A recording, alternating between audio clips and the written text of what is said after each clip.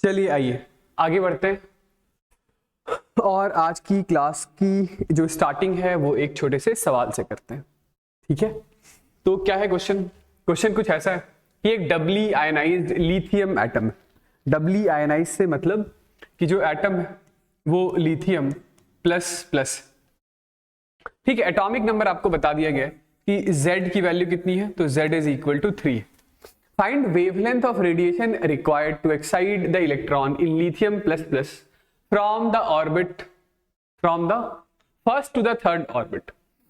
Energy of जो hydrogen है equal to ionisation energy of hydrogen equals to 13.6 electron volt, ये आपको बता दिया गया है।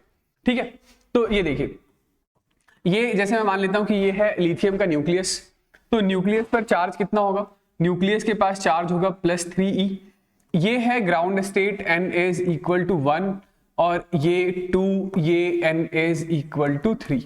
तो कोई एक इलेक्ट्रॉन है जो n इज इक्वल टू 1 है, n इज इक्वल टू 1 में रिवॉल्व कर रहा है और n इज इक्वल टू 1 यानी कि पहली ऑर्बिट यानी कि ग्राउंड स्टेट में रिवॉल्व करने वाले इलेक्ट्रॉन को हमें एनर्जी देनी है।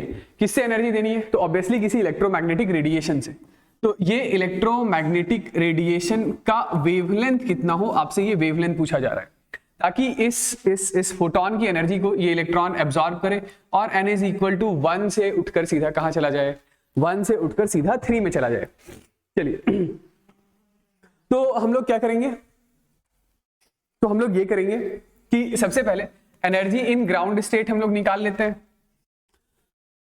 एनर्जी इन ग्राउंड स्टेट हम लोग निकाल लेते हैं। तो ग्राउंड स्टेट में जो एनर्जी का एक्सप्रेशन है वो कितना है, तो एनर्जी की वैल्यू है minus times of 13.6 into Z square by N square, Z square by N square electron volt. ठीक है, तो ये माइनस 13.6, जेड की वैल्यू है 3 का स्क्वायर 9/1, तो ये वैल्यू कितनी है बताइए, तो ये है 122 माइनस 122.4 इलेक्ट्रॉन वोल्ट। सिमिलरली ये तो n इज इक्वल टू 1 की एनर्जी मैंने निकाला कि n इज इक्वल टू 1 में जो एनर्जी है उसका नाम हम लोगों ने E1 रखा है। Similarly n is equal to 3 में जो एनर्जी है उसका नाम एक बार के लिए E3 रख देते हैं और इस E3 की वैल्यू हो जाएगी minus times of 13.6 into Z square यानी कि 3 का स्क्वायर बाई n की भी वैल्यू 3 तो वो भी 3 का स्क्वायर, तो ये तो कैंसिल आउट हो गया। ठीक है, तो यहां पे एनर्जी है माइनस 13.6 इलेक्ट्रॉन वोल्ट। तो ये जो इंसिडेंट फोटोन है, ये जो इलेक्ट्रोमैग्नेटिक रेडिएशन है, जो इलेक्ट्रोमैग्नेटिक रेडिएशन अपनी एनर्जी इस रिवॉल्विंग इलेक्ट्रॉन को देने वाला है, तो इस इलेक्ट्रोमैग्नेटिक रेडिएशन के पास एनर्जी कितनी होनी चाहिए, तो इस इलेक्ट्रोमैग्नेटिक रेडिएशन के पास एनर्जी होना चाहिए E3 माइनस E1 के बराबर का। E3 कहने का मतलब है माइनस 13.6, E1 माइनस 122.4, तो ये वैल्यू कितनी है 108.8 इलेक्ट्रॉन वोल्ट। और ये जो एनर्जी E है, इसी E को हम लोग किससे इक्वेट कर देंगे, तो this E is equal to hc by lambda. ठीक है, hc बाय लैम्डा। तो E की जगह मैं लिख रहा हूं, E की जगह 108.8 इलेक्ट्रॉन वोल्ट। hc की वैल्यू यदि याद हो तो hc की वैल्यू है 1242 electron volt nanometre upon lambda. ये इलेक्ट्रॉन वोल्ट से इलेक्ट्रॉन वोल्ट कैंसिल आउट हो गया और यहां से हमारे पास वेव लेंथ की वैल्यू आ रही है 1242 डिवाइडेड बाई 108.8, तो दिस इज 11.41 नैनोमीटर, 11.41 नैनोमीटर। तो इंसिडेंट फोटोन के पास जो वेवलेंथ है वो 11.41 नैनोमीटर के बराबर का होना चाहिए। समझ गए? चलिए, दूसरा पार्ट क्या है, पहले ही सवाल के लिए जो दूसरा मेथड है वो हम लोगों ने डायरेक्ट स्पेक्ट्रल, जो हाइड्रोजन स्पेक्ट्रम हम लोगों ने पढ़ा है उसमें एमिटेड फोटोन का वेवलेंथ हम लोगों ने डायरेक्टली निकाल रखा है।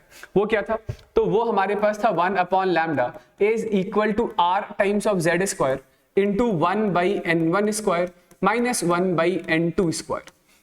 ठीक है, तो आप चाहें तो इस एक्सप्रेशन को भी डायरेक्टली यूज कर सकते हैं।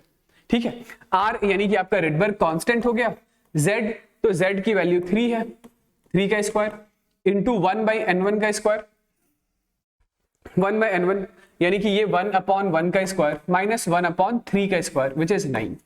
तो यहां से भी वेवलेंथ का एक्सप्रेशन आप निकाल कर देख सकते हैं। वैल्यूज अप्रोक्सीमेटली इसी के आस पड़ोस की आएगी। मैं ये नहीं कह रहा हूं कि बिल्कुल एग्जैक्ट आ जाएगा, क्योंकि यहां पर भी हम लोगों ने एक HC में एक छोटा सा अप्रोक्सीमेशन लिया है कि H इंटू सी की वैल्यू 1242 के आस पड़ोस का लिख रहे हैं। ठीक है, तो अप्रोक्सीमेटली इसी के आस पड़ोस का कुछ आंसर आएगा। ठीक है, दूसरा सवाल बताइए। तो how many spectral lines are observe in this emission spectrum of the above excited system. तो इलेक्ट्रॉन ग्राउंड स्टेट से उठ करके थर्ड स्टेट पे आया है, तो टोटल कितनी स्पेक्ट्रल लाइन दिखाई देगी? कहने का मतलब है कि इलेक्ट्रॉन हमेशा यहीं पर तो बैठा रहेगा नहीं। इलेक्ट्रॉन यदि तीसरी ऑर्बिट में पहुंच जाए तो वो तीसरी ऑर्बिट से उड़ करके फिर हो सकता है दूसरी ऑर्बिट में आए, तो यहां से एक टाइप ऑफ वेवलेंथ बाहर आएगा। फिर हो सकता है वो दूसरे से पहले में आए, तो यहां पर दूसरे टाइप का वेवलेंथ बाहर आएगा। या ऐसा भी हो सकता था कि वो सीधा तीसरे से उठकर पहले में आ जाए, तो यहां से भी एक टाइप का वेवलेंथ बाहर आएगा। तो टोटल कितने टाइप के स्पेक्ट्रल लाइंस आपको दिखाई देंगे, टोटल कितने टाइप के वेवलेंथ निकलेंगे? तो 3 अलग अलग टाइप के वेवलेंथ निकलेंगे। इसके लिए डायरेक्टली हम लोगों ने एक्सप्रेशन भी लिख रखा था कि डायरेक्ट फॉर्मूला क्या था। तो डायरेक्ट फॉर्मूला था NC2 यानी कि n इंटू n-1/2 था। n की वैल्यू 3 पुट कर दीजिए, क्योंकि इलेक्ट्रॉन ग्राउंड स्टेट से उठ करके थर्ड एक्साइटेड स्टेट तक गया है, सॉरी सेकंड एक्साइटेड स्टेट, यानी कि n इज इक्वल टू 3 तक गया है। तो 3 इंटू 2/2, 2 से 2 कैंसिल आउट हो गया। आंसर क्या है? 3 है। वही ये पहला, ये दूसरा, या ये सीधा जो आ रहा है वो तीसरा। I hope this is good. ठीक है, आगे बढ़ते हैं, अगले सवाल का जवाब दीजिए। चलिए आइए करते हैं। ठीक है, अगला सवाल क्या है? तो अगला सवाल ये कि hydrogen atom in its ground state is excited by means of monochromatic radiation of wavelength 975 angstrom. यानी कि जो रेडिएशन आप हाइड्रोजन एटम के ऊपर डाल रहे हैं उसके पास जो वेवलेंथ है, उस वेवलेंथ की वैल्यू है 975 angstrom. How many different lines are possible in resulting spectrum? Find the longest wavelength among them. You may assume that ionization energy of hydrogen atom is 13.6 electron volt. ठीक है, ठीक है, ठीक है। चलिए, तो जो हाइड्रोजन एटम के लिए हम लोग एनर्जी लेवल डायग्राम ड्रॉ करते हैं, तो एनर्जी की वैल्यू कितनी है? Energy of electron in nth orbit is equal to minus times of 13.6 into Z square by N square electron volt. तो z की वैल्यू कितनी ले लेनी है यहां पर बताइए? z इज इक्वल टू 1 है। क्यों? क्योंकि एटम हमारा हाइड्रोजन है।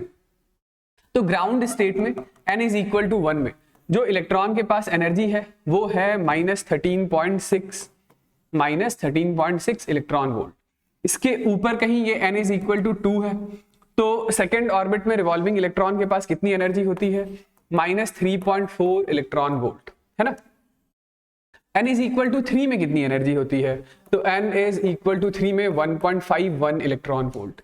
n इज इक्वल टू 4 में कितनी एनर्जी होती है?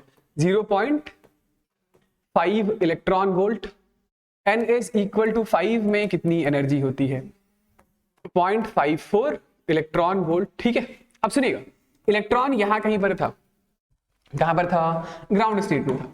इसके ऊपर आपने एक इलेक्ट्रोमैग्नेटिक रेडिएशन गिराया, जिस रेडिएशन का वेवलेंथ है 975 एंगस्ट्रॉम। तो इस रेडिएशन के पास कितनी एनर्जी है वो निकाल लें। इस रेडिएशन के पास कितनी एनर्जी है वो निकाल लें। तो इस रेडिएशन की एनर्जी कितनी है?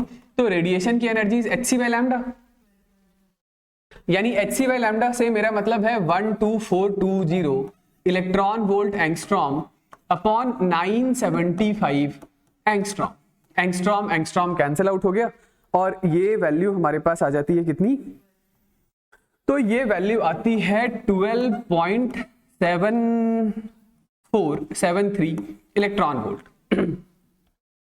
तो 12.73 इलेक्ट्रॉन वोल्ट की एनर्जी रिसीव करके ये इलेक्ट्रॉन कहां तक जा सकता है? कहां तक जा सकता है? तो उसके लिए मैथमेटिकली आप लिखने जाएंगे तो delta E is equal to hc/λ।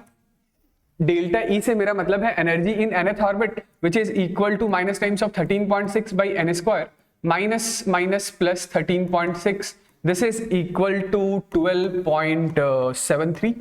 ठीक है, इसको इधर ले जाइए, यहां से आप n की वैल्यू कैलकुलेट कीजिए। लेकिन मैं कहूंगा यहां से n की वैल्यू कैलकुलेट करने से ज्यादा अच्छा है आप सीधा यहीं से देख लीजिए ना कि इलेक्ट्रॉन को यदि यहां से यहां भेजना होता, n इज इक्वल टू 1 से n इज इक्वल टू 2 पर भेजना होता, तो जो एनर्जी रिक्वायर्ड होता है वो 10.2 इलेक्ट्रॉन वोल्ट का होता है।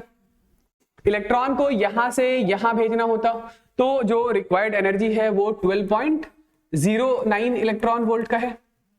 आपके पास अवेलेबल एनर्जी कितनी है? 12.75। तो क्या यहां से यहां भेज सकते हैं? यहां से यहां भेजने के लिए, यहां से यहां भेजने के लिए जो रिक्वायर्ड एनर्जी है वो कितनी है? तो यहां से यहां ये 13.6 माइनस टाइम्स ऑफ 0.85, ये 12.75 है। 12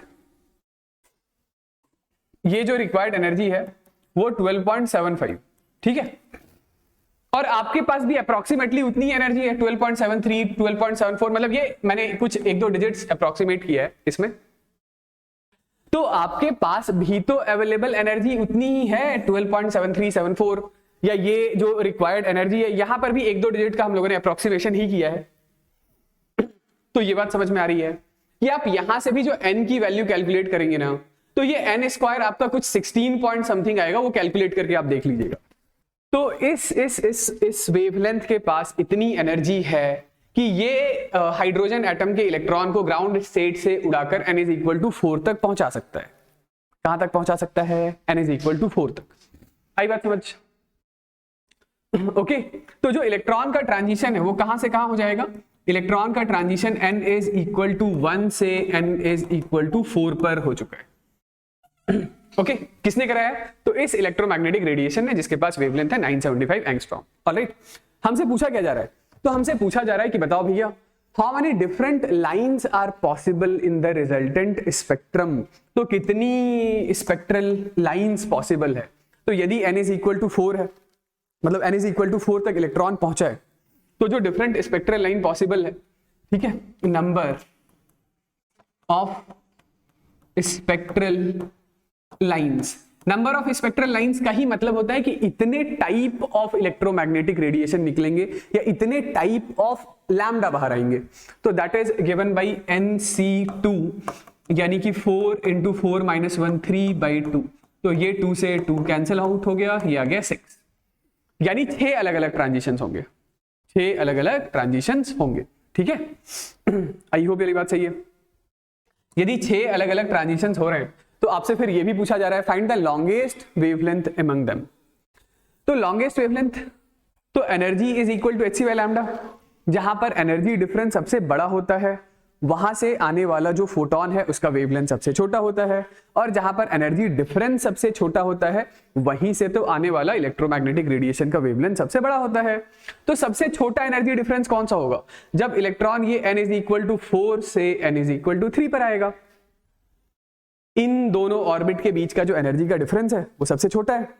तो इसी ट्रांजिशन के करस्पॉन्डिंग बनने वाला जो वेवलेंथ है वो वेवलेंथ मैक्सिमम होगा, मैक्सिमम। आ रही है बात समझ? तो उस मैक्सिमम वेवलेंथ को आप कैसे निकालेंगे?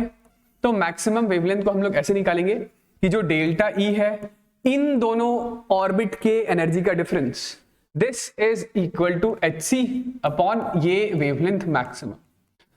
ठीक, तो वेवलेंथ मैक्सिमम कितना हो गया बताइए? hc, h इंटू सी की वैल्यू है 1242 electron volt nanometre divided by इन दोनों ऑर्बिट के बीच का एनर्जी का डिफरेंस। तो इन दोनों एनर्जी ऑर्बिट का जो डिफरेंस है वो है 1.51 माइनस 0.85, 0.66, दिस इज 0.66। तो ये है 1242 डिवाइडेड बाय 0.66, ये है 1881.81 नैनोमीटर, ठीक है। ऑलराइट, समझ गए ना? आप इसी चीज को किसी दूसरे तरीके से भी सोच सकते थे क्या? बिल्कुल सोच सकते थे। आप सीधा सोच लेते कि 1 upon wavelength maximum this is equal to r times of 1/n1 square, यानी कि 1/9 माइनस 1 अपॉन n2 स्क्वायर, यानी 4 का स्क्वायर 16। तो यहां से भी आप मैक्सिमम वेवलेंथ निकाल सकते थे। जैसे इलेक्ट्रॉन का ट्रांजिशन किसी भी हायर एक्साइटेड स्टेट से ग्राउंड स्टेट पे होता है तो that is Lyman series. Electron का ट्रांजिशन किसी भी हायर एक्साइटेड स्टेट से n इज इक्वल टू 2 पर होता है तो बामर सीरीज। किसी भी हायर एक्साइटेड स्टेट से n इज इक्वल टू 3 पे होता है तो दैट इज पास्चन सीरीज। तो ये तो पहली लाइन है पास्चन सीरीज की, इसी को हम लोगों ने हाइड्रोजन अल्फा लाइन भी बोला था पास्चन सीरीज के लिए।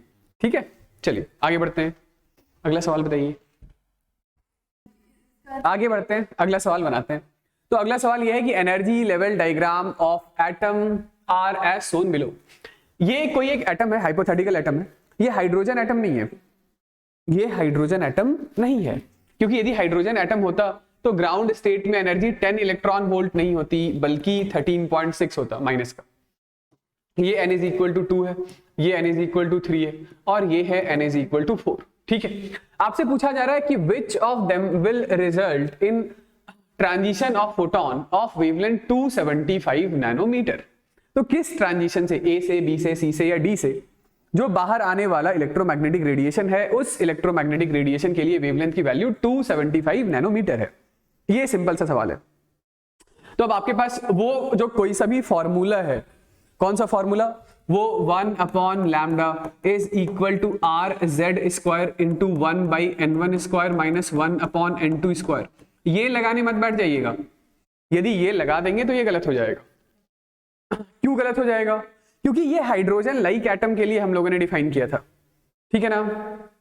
तो अभी फिलहाल क्या करें, तो आप एक काम कर सकते हैं कि ट्रांजिशन ए के लिए एनर्जी डिफरेंस या बी के लिए एनर्जी डिफरेंस, सी के लिए या डी के लिए, सबके लिए एनर्जी डिफरेंस दे रखा है। आप उन सभी एनर्जी डिफरेंस से लैम्डा की वैल्यू निकालिए, या तो आप बारी बारी से ए बी सी डी सबके लिए लैम्डा की वैल्यू निकालिए और फिर देखिए कि किसका लैम्डा 275 के बराबर है, यानी तो इसका उल्टा कर लीजिए। इसका उल्टा कर लीजिए से मेरे कहने का मतलब है कि इस 275 नैनोमीटर का जो वेवलेंथ बाहर आया है उसके करस्पॉन्डिंग एनर्जी क्या होगी, वो एनर्जी निकाल लेते हैं। आ रही बात समझ में क्या कहना चाह रहा हूं? मैं ये कहना चाह रहा हूं कि यदि वेवलेंथ की वैल्यू 275 नैनोमीटर है तो इस 275 नैनोमीटर का जो फोटोन बाहर आया है, जो इलेक्ट्रोमैग्नेटिक रेडिएशन बाहर आया है, वो कितनी एनर्जी के साथ बाहर आया है वो एनर्जी निकाल लेते हैं। तो वो एनर्जी है hc by lambda. hc is 1242 electron volt nanometre divided by 275 nanometre. Nanometre nanometre cancel out हो गया, कितना आ रहा है? तो ये वाली वैल्यू आ जाएगी आपके पास 4.57 इलेक्ट्रॉन वोल्ट। तो this is approximately 4.5 electron volt. तो अब आप देखिए कि क्या ये जो ट्रांजिशन ए है, इस ट्रांजिशन ए के लिए एनर्जी का डिफरेंस 4.5 इलेक्ट्रॉन वोल्ट के बराबर है? नहीं है, क्योंकि ए के लिए एनर्जी का डिफरेंस 2 इलेक्ट्रॉन वोल्ट के बराबर है। तो क्या ए ट्रांजिशन से निकलने वाला वेवलेंथ 275 के बराबर होगा? नहीं होगा, क्योंकि वहां पे तो एनर्जी का डिफरेंस 2 इलेक्ट्रॉन वोल्ट है। आइए बी के लिए चेक करते हैं। तो बी में एनर्जी का डिफरेंस कितना है? तो यस, बी में एनर्जी का डिफरेंस 4.5 माइनस 0 4.5 इलेक्ट्रॉन वोल्ट ही है, और उतनी ही एनर्जी का तो हमारा लैम्डा था। आ रही बात समझ? यानी कि जो ट्रांजिशन बी है, जो ट्रांजिशन बी है उसके लिए डेल्टा ई, उसके लिए डेल्टा ई यानी कि E2 माइनस E1 की वैल्यू भी 4.5 इलेक्ट्रॉन वोल्ट के बराबर की ही है। तो answer to the first question is transition B. Transition B से आने वाला इलेक्ट्रोमैग्नेटिक रेडिएशन 275 नैनोमीटर के बराबर का होगा। चलिए बताइए, विच transition corresponds to emission of radiation of maximum wavelength and minimum wavelength? ठीक है, तो जो ट्रांजिशन ए है यहां पर एनर्जी का डिफरेंस सबसे छोटा है, तो एनर्जी का डिफरेंस सबसे छोटा, delta E is equal to hc by lambda. तो वहां पे बनने वाला जो वेवलेंथ है वो वेवलेंथ मैक्सिमम है। वैल्यू भी बता दीजिए साथ साथ, मैक्सिमम वेवलेंथ कितना होगा? तो ये मैक्सिमम हो गया ट्रांजिशन ए के लिए। और फिर से क्या करेंगे हम लोग? तो delta E is equal to hc by lambda, ये लैम्डा मैक्स, तो lambda max is equal to hc by delta E. तो hc is 1242, delta E is 2 electron volt cancel out हो जाएगा, तो ये 621 नैनोमीटर का होगा। ये मैक्सिमम है। और मिनिमम के लिए क्या करेंगे? तो मिनिमम के लिए सबसे बड़ा एनर्जी डिफरेंस डी दिखाई दे रहा है। मिनिमम कहां से आएगा? तो यहां से आएगा। ये यहां से आने वाला इलेक्ट्रोमैग्नेटिक रेडिएशन मिनिमम है, मिनिमम वेवलेंथ का है, और यहां से जो वेवलेंथ निकला है वो मैक्सिमम वैल्यू का निकला है। तो इसके लिए तो this is delta, sorry this is H C by delta E, तो दिस इज 1242 डिवाइडेड बाई इन दोनों के बीच का डिफरेंस 8, ठीक है। तो दिस इज 155.25 नैनोमीटर। ऑलराइट, समझ गए? नेक्स्ट बताइए। चलिए आइए अगला सवाल बनाते हैं। अगला सवाल क्या है कि transition between 3 energy level in a particular atom gives rise to 3 spectral lines of wavelength in increasing magnitude λ1, λ2 और λ3। Which of the following equation correctly relates λ1, λ2 and λ3? ठीक है, तो ये कहना क्या चाह रहे हैं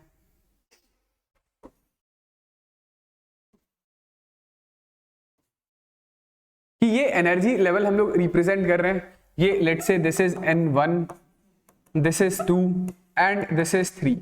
यहां पर जो एनर्जी है वो है E1, यहां पर जो एनर्जी है वो है E2, ये है एनर्जी E3, ठीक है। तो आपसे ये बताया जा रहा है क्या, gives rise to 3 spectral line of wavelength in increasing magnitude λ1, λ2, λ3। तो सबसे बड़ी वैल्यू λ3 की है, सबसे बड़ी वैल्यू किसकी है, λ3 की है। तो सबसे बड़ी वैल्यू यदि λ3 की है तो λ3 कहां से जनरेट होगा, जहां पर एनर्जी डिफरेंस सबसे छोटा होगा। तो जब एक इलेक्ट्रॉन का ट्रांजिशन 3 से 2 में हुआ होगा तो यहां से निकलने वाला वेवलेंथ λ3 रहा, उसके बाद λ2 है। तो अब λ2 कहां जनरेट होगा, या चलिए सबसे छोटा कौन सा है, सबसे छोटा λ1 है। यदि सबसे छोटा λ1 है तो λ1 के करस्पॉन्डिंग जो एनर्जी का डिफरेंस है वो सबसे बड़ा होना चाहिए। तो सबसे बड़ा एनर्जी का डिफरेंस जब इलेक्ट्रॉन का ट्रांजिशन 3 से सीधा 1 में हो जाए तो ये यहां से आने वाला जो इलेक्ट्रोमैग्नेटिक रेडिएशन है वो λ1 होगा।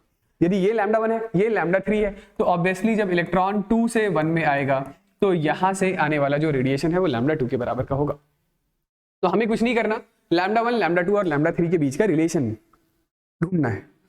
कैसे ढूंढे रिलेशन, तो रिलेशन ढूंढने के लिए हमें यह पता है कि energy E3 minus E1 is same as energy E3 minus E2 plus energy E2 minus E1, यही होगा ना भाई। सीधा इन दोनों के बीच का difference is equal to this plus this, okay. तो इस ट्रांजिशन से निकलने वाला जो इलेक्ट्रोमैग्नेटिक रेडिएशन है वो λ1 के बराबर है। तो this is Hc upon λ1, this is Hc upon 3 से 2 के लिए क्या लिखा है λ3 प्लस Hc अपॉन λ2। तो ये Hc कैंसिल आउट हो गया, तो 1 upon λ1 is equal to 1 upon λ2 plus 1 upon λ3। तो ये कितना आ गया, ये आ रहा है λ2 into λ3 is equal to λ2 plus λ3। तो λ1 is equal to λ2 into λ3 divided by λ2 plus λ3। है कोई ऐसा ऑप्शन? ऑल राइट, ये तो सॉल्व कर दिया, ठीक। तो हो सकता है आपके पास कभी ऑप्शन इस तरीके से दे रखा हो, तो आप इस तरीके से भी सोच लीजिएगा, ठीक है। चलिए आगे बढ़ते हैं, ओके चलिए आगे बढ़ते हैं। हालांकि इस टॉपिक पर भी हमें बनाना सवाल ही है, फिर भी मैं थोड़ी बहुत बातें कर लेता हूं। वो ये है कि कुछ हाइपोथेटिकल एटम्स पर बेस्ड क्वेश्चंस, ये क्वेश्चन काफी फ्रीक्वेंटली जेईई मेन, नीट हर जगह पूछा जाता है, ठीक है। ये एक हाइपोथेटिकल मॉडल है, ठीक है, जो हाइड्रोजन लाइक है, हो भी सकता है हाइड्रोजन लाइक ना भी हो, पर वो बोर्स क्वांटाइजेशन कंडीशन बिल्कुल स्ट्रिक्टली फॉलो करता है।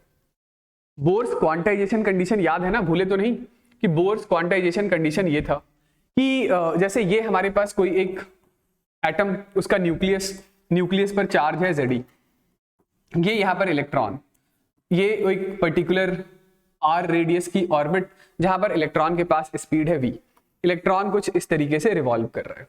तो यदि ये बोर्स क्वांटम कंडीशन या बोर्स क्वांटाइजेशन कंडीशन फॉलो करता है तो इस इलेक्ट्रॉन के लिए जो एंगुलर मोमेंटम होगा वो angular momentum m into V into R, ये NH अपॉन 2 पाई के बराबर होगा। किसके बराबर होगा? NH अपॉन 2 पाई के बराबर। तो एक इक्वेशन तो यहां से बनेगा आपका, एक इक्वेशन यहां से बनेगा, और जो दूसरा इक्वेशन बनना होगा उसके लिए कहानी बता दी जाएगी। मेरे कहने का मतलब है कि आपने भी जो सारी कहानी गढ़ी है बोर्स मॉडल ऑफ एटम की, वो इन्हीं दो इक्वेशनों से तो शुरुआत करके गढ़ा है, कि जिसमें से पहला तो ये था कि angular momentum integral multiple of h/2 है, और दूसरा इलेक्ट्रोस्टैटिक फोर्स ही सेंट्रीपिटल फोर्स होता है। हो सकता है कल को आपके पास सवाल ऐसा आ जाए कि कोई एक मैग्नेटिक फील्ड है, उस मैग्नेटिक फील्ड में कोई एक इलेक्ट्रॉन है या कोई एक चार्ज पार्टिकल है, उसको किसी v वेलोसिटी से थ्रो कर दिया गया, तो उस इलेक्ट्रॉन पर जो काम करने वाला मैग्नेटिक फील्ड का फोर्स होगा वही सेंट्रीपिटल फोर्स हो जाएगा। तो ये दूसरी कहानी के लिए, यानी कि जो net force is equal to mass into centripetal acceleration होगा, उसके लिए कहानी आपको सवाल के अंदर दे रखा होगा। या तो मैग्नेटिक फोर्स दे दिया जाएगा, या किसी दूसरे तरीके से मान लेते हैं कि potential energy as a function of radius R दे दिया जाए, potential energy as a function of radius R दे दिया जाए, तो वहां से फोर्स लिख लेंगे कि जो फोर्स होता है F is equal to minus times of du by D R होगा। ऑलराइट, कंजर्वेटिव फोर्स ही होगा। ये माइनस साइन आपको ये बता देगा कि जो फोर्स है वो अट्रैक्टिव नेचर का है। तो दूसरा इक्वेशन यहां से बना लीजिएगा, ओके। और पहला इक्वेशन तो एंगुलर मोमेंटम क्वांटाइजेशन रूल हमारे पास, यानी कि बोर्स क्वांटाइजेशन कंडीशन है ही सही। तो ये दो इक्वेशन बन जाएगा, और यही तो दो वेरिएबल हैं, कौन कौन से, रेडियस और वेलोसिटी वाले। दो इक्वेशन दो वेरिएबल, काम हो जाएगा हमारा। आई बात समझ? चलिए एक क्वेश्चन के थ्रू मैं समझाता हूं मैं क्या कहना चाह रहा हूं। देख, चलिए भाई, क्या है अगला सवाल?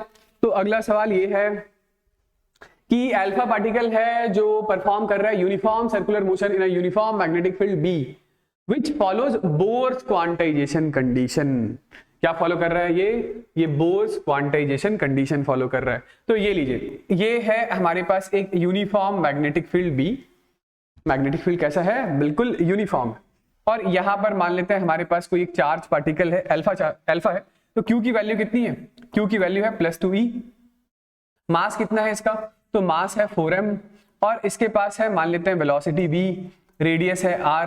तो v क्रॉस b इस पर इधर की तरफ एक फोर्स काम करेगा जो कि मैग्नेटिक फील्ड का फोर्स होगा, और यही मैग्नेटिक फील्ड का फोर्स इसे रिक्वायर्ड सेंट्रीपिटल फोर्स भी दे रहा होगा। यानी मैग्नेटिक फील्ड का force is Q into v into b into sine theta होता है, याद है ना? ठीक है, तो force due to magnetic field Q की जगह क्या लिख लेंगे? तो Q is equal to 2e, velocity v है, मैग्नेटिक फील्ड b है, इंटू साइन 90। ठीक है, ये एक यूनिफॉर्म सर्कुलर मोशन परफॉर्म कर रहा है, तो ऑब्वियसली जो वेलोसिटी और मैग्नेटिक फील्ड के बीच का एंगल होगा वो 90 डिग्री का रहा होगा, तभी तो ये यूसीएम परफॉर्म करेगा। Alright. This force is equal to mass into centripetal acceleration। तो ये मास ठीक है, centripetal acceleration is equal to v square by r, and this is equal to 2e into v into b। तो एक v से एक v निपट गया, और यहां से हमारे पास रेडियस का एक एक्सप्रेशन आ रहा है। क्या आ रहा है? तो radius is equal to mv upon 2e into b। Sorry, m की वैल्यू m नहीं बल्कि 4m लिख लेंगे। कितना लिख लेंगे? 4m। ऑलराइट, तो ये है हमारे पास पहला इक्वेशन। ये क्या है? First equation. एक इक्वेशन से तो पार पड़ेगा नहीं, तो एक और इक्वेशन हमें बनाना पड़ेगा। और वो दूसरा इक्वेशन क्या है? तो दूसरा इक्वेशन ये बोर्स क्वांटाइजेशन कंडीशन पर बेस्ड है, which is angular momentum which is m into v into r, this is equal to nh upon 2 pi. ठीक, तो यहां से भी हमारे पास रेडियस का एक्सप्रेशन क्या आ रहा है? रेडियस का एक्सप्रेशन आ रहा है nh upon 2 pi m into v। This is equation number 2। ठीक, तो ये दोनों रेडियस को ही रिप्रेजेंट कर रहे हैं, तो इसीलिए हम लोग क्या करते हैं, तो दोनों को इक्वेट कर देते हैं। यानी 4 into M into V divided by 2 into E into B, this is equal to N H upon 2 pi M into V. ठीक है, तो ये लीजिए भाई, यहां से हमारे पास वी स्क्वायर की वैल्यू कितनी आ रही है? N H into 2 into B divided by 2 pi M into 4m। ठीक है, ये 2 से 2 निपट गया, तो यहां से हमारे पास वेलोसिटी का एक्सप्रेशन आ रहा है कि velocity is equal to n into H into E into B divided by 4 pi m square. इस पूरे पर पावर 1/2। ये क्या है? ये है हमारे पास वेलोसिटी, ये अंडर रूट इसका है ना। अब जब एक बार हमारे पास वेलोसिटी आ गया तो हम लोग यहां से क्या निकाल लेते हैं? रेडियस निकाल लेते हैं। ठीक है, तो रेडियस के लिए इसको मैं कैंसिल आउट कर देता हूं और देखिए इक्वेशन नंबर 1 से हम लोग रेडियस निकाल लेते हैं। ठीक है, तो radius is equal to 2m by E into B into ये वेलोसिटी था, तो velocity is under root of NHEB divided by 4 pi. m square बाहर निकाल लेता हूं तो ये m आ जाएगा, m से m कैंसिल आउट हो जाएगा। तो radius is equal to 2 by E into B into under root of NHEB divided by 4 pi. 4 का भी तो मैं 2 बाहर निकाल ही सकता हूं, तो ये 2 बाहर आ गया पाई, ये 2 से 2 कैंसिल आउट हो गया। तो radius is equal to 1 upon EB under root of NHEB by pi. Alright, ये रेडियस आ गया। और कुछ निकालना है क्या? यस, टोटल एनर्जी भी निकालना है, टोटल एनर्जी भी निकालना है। इसको लिखिए, पहले लिख लिया। हाँ भाई, रेडियस और वेलोसिटी तो निकाल लिया है। चलिए, वेलोसिटी है ही सही, तो फटाफट हम लोग एक काम करते हैं क्या, इसको मैं इरेज करता हूं और पहले हम लोग निकाल लेते हैं क्या, तो काइनेटिक एनर्जी से शुरुआत करते हैं। तो काइनेटिक एनर्जी कितना होगा? काइनेटिक एनर्जी होगा half m v square. Velocity था ये, इसका स्क्वायर कीजिए, तो ये हमारे पास आ रहा है n into H into E into B divided by 4 pi m square. Alright, एक m से एक m निपटा, तो काइनेटिक एनर्जी है n into H into E into B divided by 8 pi m। ये लीजिए, ये काइनेटिक एनर्जी है। कोई और एनर्जी होगी क्या? Yes, of course potential energy होगा। कैसे निकालेंगे पोटेंशियल एनर्जी? तो देखिए, ये मैग्नेटिक फील्ड B, ये एक अल्फा पार्टिकल जिस पर चार्ज है +2e, मास है 4m, ये अल्फा पार्टिकल v स्पीड से इस मैग्नेटिक फील्ड में घूम रहा है। तो पोटेंशियल एनर्जी U का फॉर्मूला क्या होता है? पोटेंशियल एनर्जी होता है minus times of m vector dot b vector, यानी पोटेंशियल एनर्जी होता है minus m into B into cos theta. ये m याद तो है ना, m होता है magnetic dipole moment which is I into a के बराबर होता है। ठीक है, तो करंट I कैसे लिखें? I लिखेंगे Q बाई T से, Q यानी कि +2e, ठीक है, by time period T। Area क्या होगा? तो एरिया होगा पाई आर स्क्वायर। ठीक है, टाइम पीरियड T को मैं लिख लेता हूं ये 2e, तो ठीक है, time period is 2 pi R by V into ये पाई आर स्क्वायर, तो पाई से पाई कैंसिल आउट हो गया। तो ये हमारे पास कितना आ रहा है? Magnetic dipole moment. Magnetic dipole moment हमारे पास आ गया, देखिए ये 2 से 2 भी गया, तो this is E into V into R square divided by R, एक और था, ये R से ये R कैंसिल आउट हो गया, तो this is E into V into R. ठीक है, E into V into R. Alright, ये है मैग्नेटिक डाइपोल मोमेंट।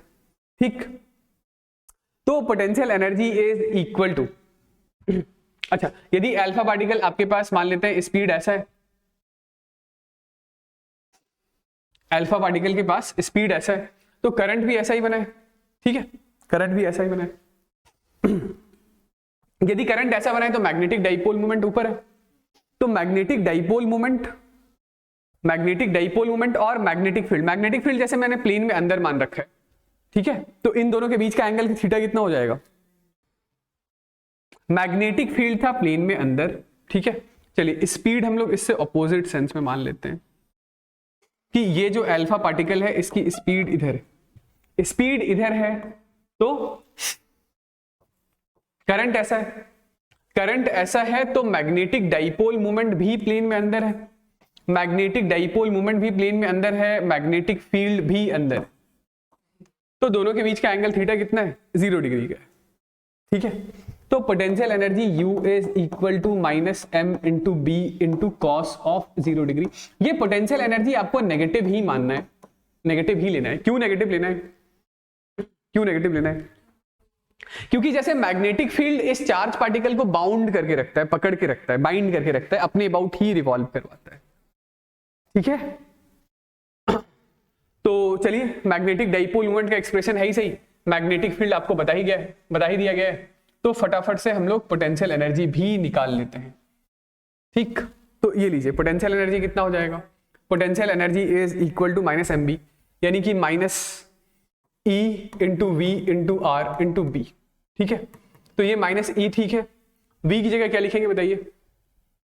तो v की जगह लिखेंगे N H E B divided by 4 pi M square.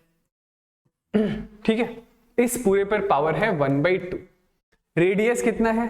तो रेडियस है हमारे पास 1/EB, ठीक है, into under root of NHEB by pi, alright, into ये मैग्नेटिक फील्ड B। तो इस मैग्नेटिक फील्ड B को मैं इधर ही लिख लेता हूं।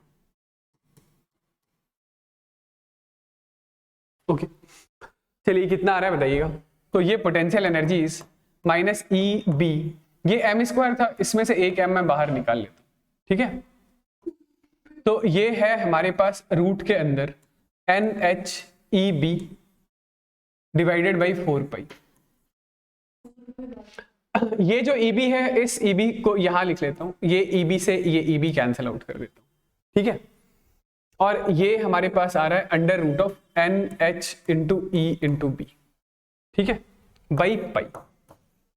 तो ऊपर भी ये एन एच ई बी, ये भी N H E B, under root, तो ये क्या हो जाएगा?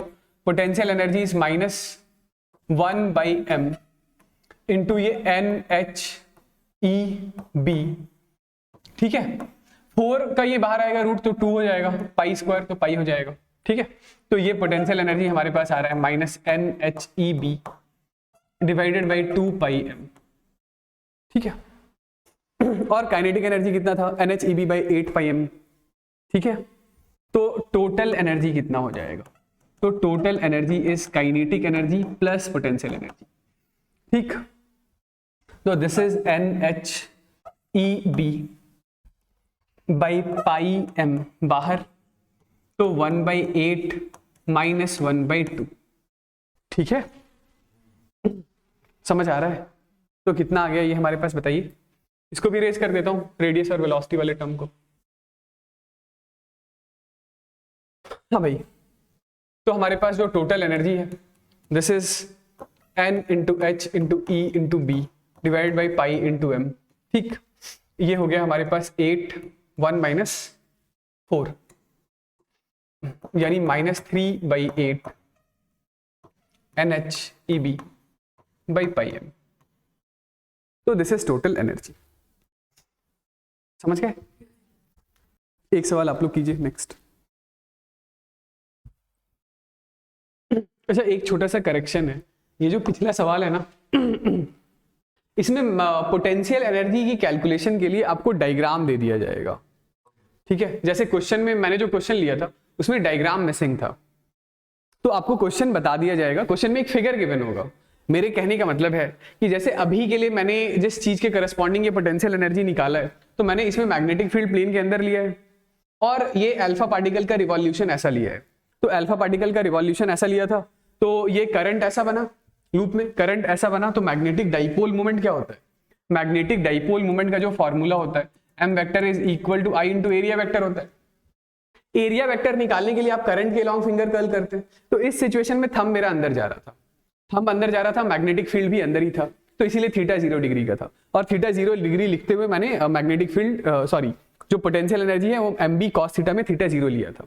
यदि मैग्नेटिक फील्ड इससे ऑपोजिट होता, यानी तो अल्फा पार्टिकल का रिवॉल्यूशन इससे ऑपोजिट होता, तो फिर एरिया वेक्टर बाहर होता, और उस सिचुएशन में थीटा यदि 180 आ जाता, तो फिर ये cos 180 -1 होता, और ये फिर ये वाली वैल्यू जो है वो पॉजिटिव हो जाती पोटेंशियल एनर्जी की। तो टोटल एनर्जी निकालते समय आप इसको ऐड कर देते। ठीक है ना? तो सॉरी, क्वेश्चन ये मिसिंग था फिगर में, तो उसी मैंने ये अपने हिसाब से एज्यूम करके पोटेंशियल एनर्जी निकाल दिया था। ठीक है, चलिए अगला बताइए।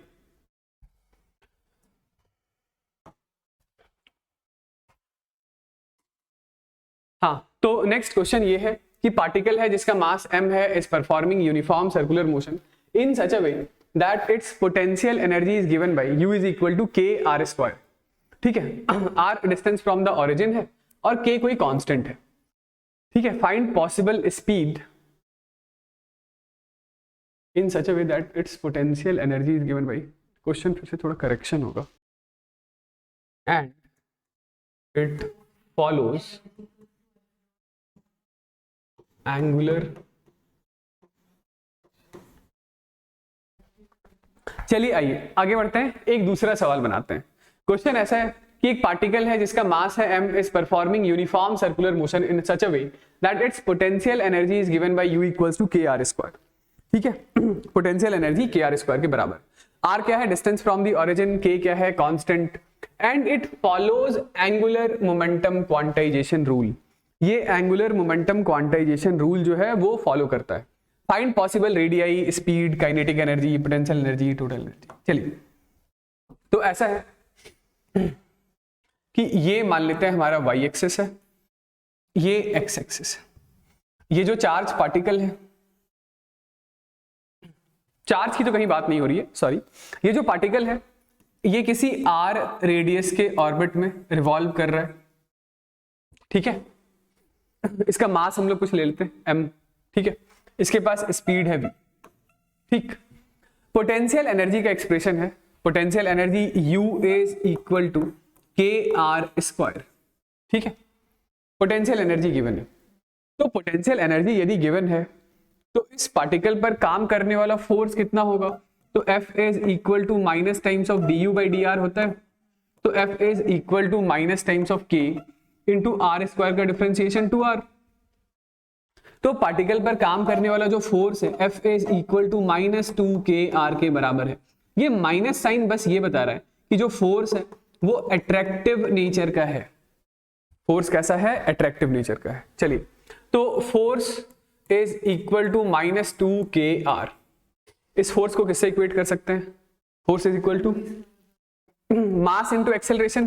तो मास m ठीक है और acceleration is v square by R. This is minus two K R. Alright alright alright, ठीक है। हाँ भाई, तो यहां से हमारे पास जैसे v स्क्वायर का एक्सप्रेशन क्या होगा?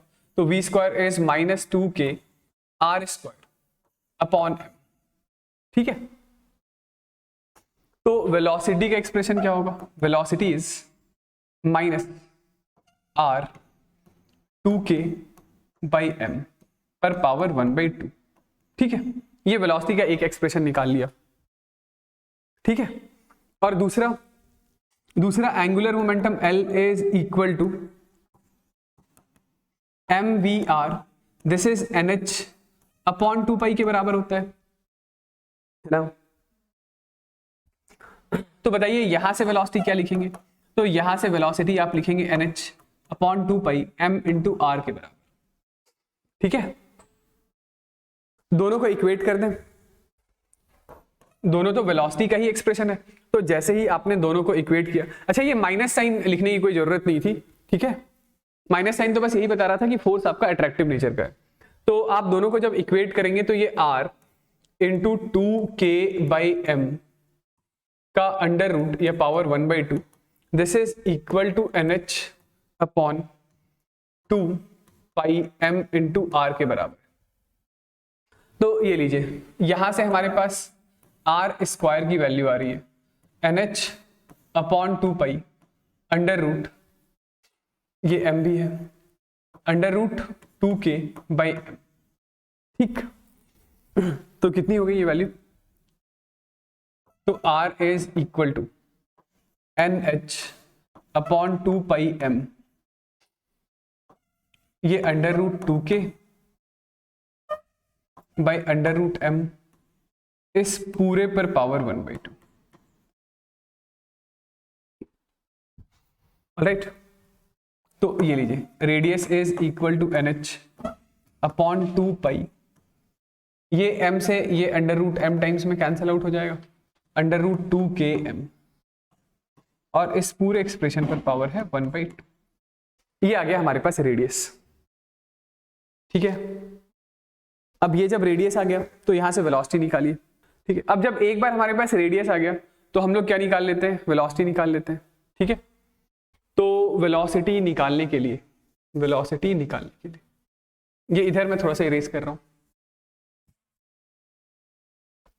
तो वेलोसिटी के लिए क्या करेंगे बताइए। हाँ भाई, तो वेलोसिटी हमारे पास था v is equal to n into H divided by 2πm into R. ये वाली वैल्यू यहां रख दीजिए। तो this is NH upon 2π √2km, और इस पूरे का भी अंडर रूट। ठीक है, तो क्या लिख लेंगे इसको, this is NH by 2πm, ये अंडर रूट NH मैं यहां लिख लेता हूं,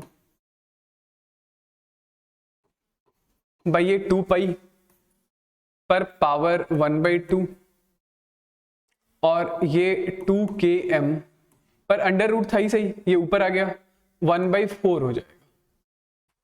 ओके, तो ये अंडर रूट NH ये कैंसिल आउट, तो अंडर रूट NH यहां पर। ठीक है, ये 2π अंडर रूट कैंसिल, तो यहां पर अंडर रूट 2π यहां पर। ठीक है, तो velocity is root over NH upon 2π 1/m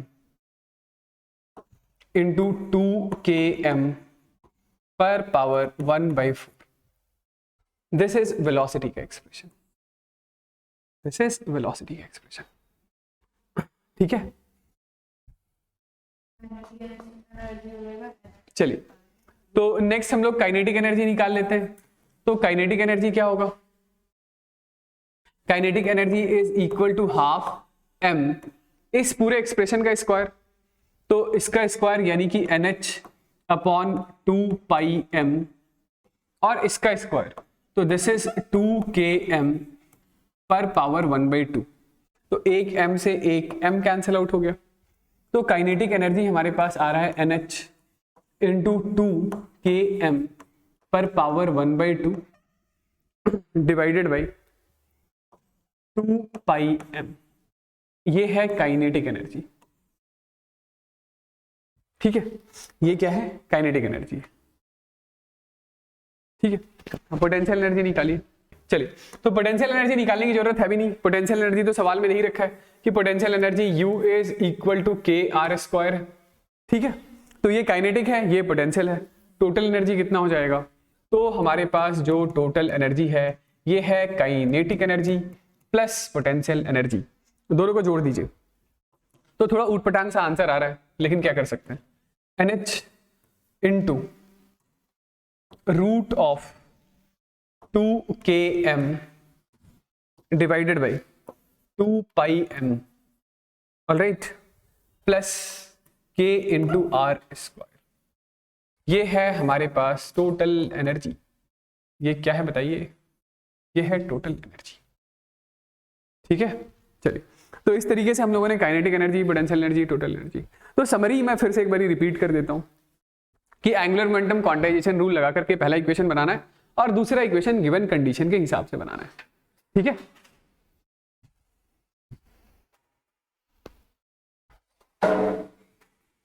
चलिए ठीक है, इसका आगे करते हैं हम लोग नेक्स्ट क्लास में।